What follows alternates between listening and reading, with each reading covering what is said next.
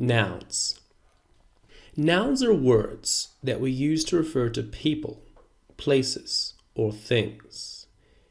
Generally speaking, adjectives and adverbs modify nouns.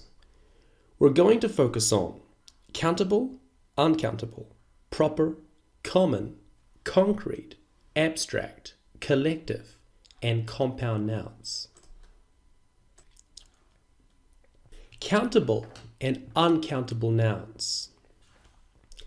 Countable nouns are nouns of things that you can count, things that can be either singular or plural. All countable nouns have a singular and plural form, i.e., friend, friends, star, stars, eye, eyes, phone, phones, singular and plural form.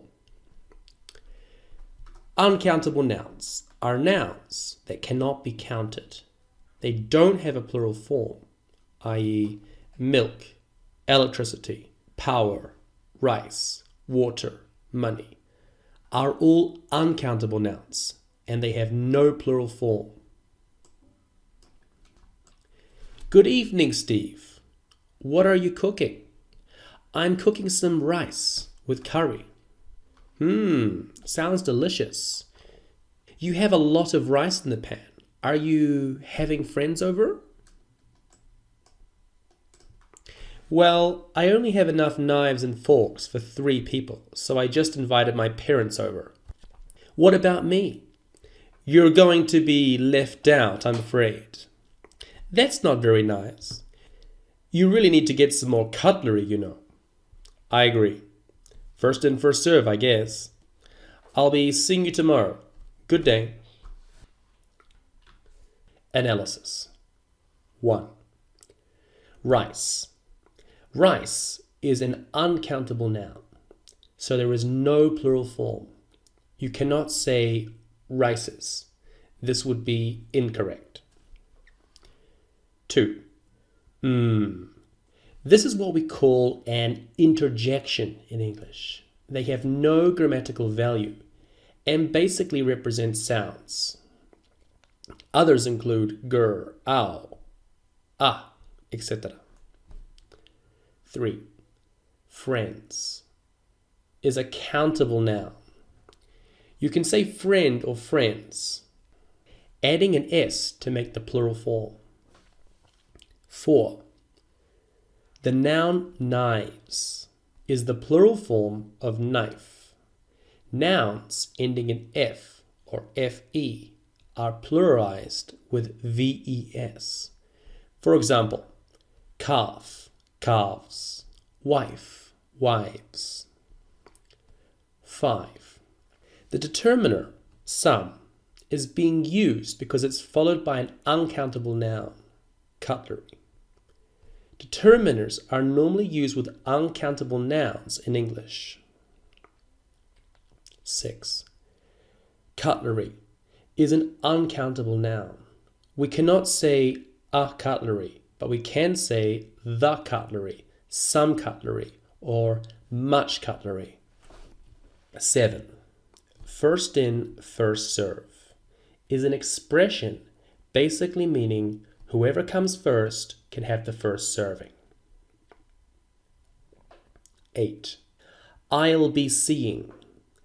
The future continuous form, which is will plus be plus verb plus ing, we use the future continuous form to talk about an action or situation in the future that will be happening. Proper nouns. Proper nouns are the commonest type of noun in English. Proper nouns are the names given to people, pets, places, businesses, days, months, significant dates, and art pieces. As a general rule, proper nouns are always capitalized. We must use capital letters for the first letter of a proper noun. What's the plan for this weekend?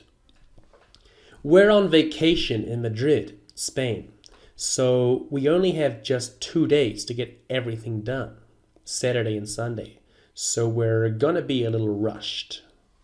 How wonderful! I agree. 2 days isn't a lot of time. But surely you can go to some museums. I heard that the Prado is an excellent museum with art and sculptures from artists such as Goya and Picasso. Yes, you're right. We will not miss out on the Prado, that's for sure. My husband David is very keen on ancient art rather than contemporary artwork. Just out of interest, which museum has contemporary art in Madrid? That would be the Reina Sofia Museum, to the south part of the city. I don't think we'll go there because during August it's typically very full of people. Although I would love to see the Guernica by Picasso. I bet you'd love to see that painting. I hear it's a marvel. Analysis. 1. Madrid. Cities are proper nouns, hence the capital letter M. 2. Spain. Countries are always capitalized, i.e., France, Sweden, Belgium, etc. 3. Days of the week are always capitalized because they are proper nouns. 4. The Prado is a museum with significant importance, so it's capitalized. 5. Picasso and Goya. These were artists and also people, so they must be capitalized. 6. Names are always capitalized. 7. Than is used to make comparatives in English. For example, she's bigger than me. I'm taller than her.